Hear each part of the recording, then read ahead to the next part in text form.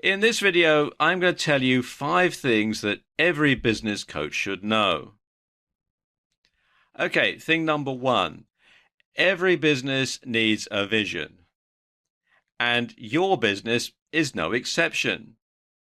So you need to decide on clear objectives for your coaching business right from the start. Are you in this for the long term, or is this just something that you're going to do now to pay the bills and tide you over? Do you want to keep things small, or do you want to grow into a larger business consultancy, in which case coaching will only be part of the services that you offer? And you need to keep these things in mind right at the very beginning when you're starting your coaching business. You need to draw up a proper business plan. After all, you'll probably be doing the same for your clients, so you should practice what you preach. And you want to keep that plan under review and update it whenever it's necessary.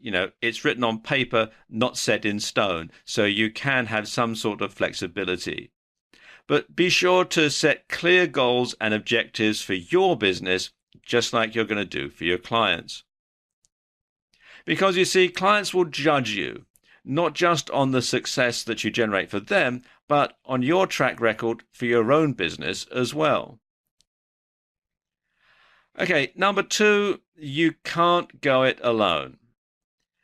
You might be offering one-on-one coaching to clients, but that doesn't mean that you can be entirely on your own as a business person, because quite frankly, there aren't enough hours in the day to do everything that you need to do in your own business and get inside your clients' heads too. So what you should do is outsource time-consuming tasks. So I'm talking things like admin, bookkeeping, that sort of thing. You want to outsource that. You want to outsource your social media presence to someone who's an expert in the field. Social media marketing can be very, very time consuming, and you can get drawn into spending time on social media and it doesn't leave a lot of time to do anything else. So having someone that you employ to take care of your social media presence for you will free up a lot of time. Also, web design. Your website should look like it's up to the minute, like you've got the latest ideas, and so therefore that will need to be redesigned and reworked every so often, and that can be time consuming. So outsource that to an expert. In fact, basically outsource anything that's time consuming or doesn't directly generate any income for you. And you need other people around you anyway, even if it's just so you have someone to bounce ideas off of when you're not sure of how to do things yourself. No man's an island, no woman's an island either. So you do have to have other people around just for your own well-being. Okay, number 3, you want to stick to your talents. Clients are going to hire you for what you know and for what you're good at. So don't be afraid to pass up work you're not 100% confident that you can do. Now, I know that's easier said than done when you're just starting out and you may need the money to pay bills and that sort of thing. But if you take on a job that you're not 100% confident that you could do and you make a mess of it, then that's going to impact, because you need to safeguard your professional reputation from day one. And you want to make sure that you get a reputation for being competent. And so therefore, if you're not 100% sure that you can do the job, it's best to pass it up rather than make a mess of it or just do, a so-so type of job. Also, don't be afraid to turn down a client that you're not 100% confident that you can help or work with, for the same reasons, really. Because if you and your client are going to be at war, or if you share a different vision of how things should be done, then it's best not to do business with them. If your client's success is your success, then the converse is also true. And something else that you want to do is you want to foster good relations with competitors, and you want to recommend others who can do what you can't. and they may well reciprocate and send clients your way in the future. So it's a good idea to have someone that you can pass on work to, that perhaps for someone that you might not be able to get along with too well. Okay, number 4. You want to concentrate on coaching one type of business at a time. And this is very important because this is going to maximize your impact and your efforts. And you'll also be able to cross-pollinate and take ideas that you've learned from coaching one client and use those to help other clients in the same field.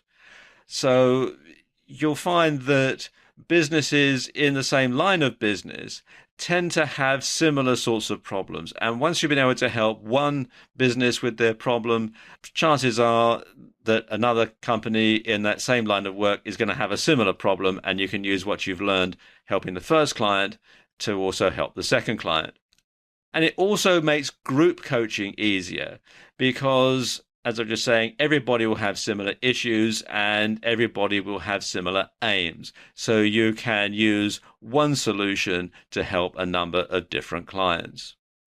And it also makes referrals easier because if you've done a good job for a client in one particular industry, then chances are they may refer you or recommend you to another company in that same industry because they may meet them at some networking event or Chamber of Commerce or some other type of event in the same industry. And of course, it makes advertising cheaper because you're narrowing the focus of your advertising at one particular niche. And this is particularly true when it comes to offline advertising. If you're going to take out an ad in a trade journal or something like that, you only really need to take out that ad in one particular type of trade journal. You don't need to spread yourself thinly across lots of different types of niche. Okay, number 5. You need to charge what you're worth.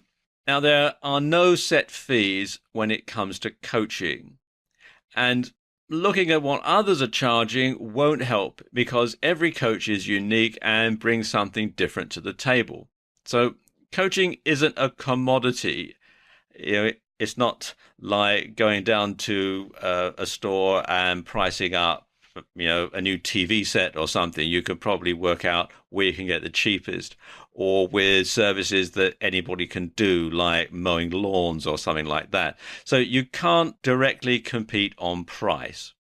It's fine to do a couple of things. First of all, it's fine to offer a free first session to see whether you can help the client meet his or her goals and that you're both going to be comfortable working together. And of course, you can give your first few clients a substantial discount so that you can get some testimonials or referrals. That's fine. But don't sell yourself short, because once you get a reputation for being cheap, it's very hard to put your prices up and make a decent living. And of course, if you're doing one-on-one coaching in particular, you can only service one client at a time during that particular time that you're having the session. You can't do other things as well. So you do need to charge a decent price. In other words, you need to make your coaching business more like Prada and less like Walmart.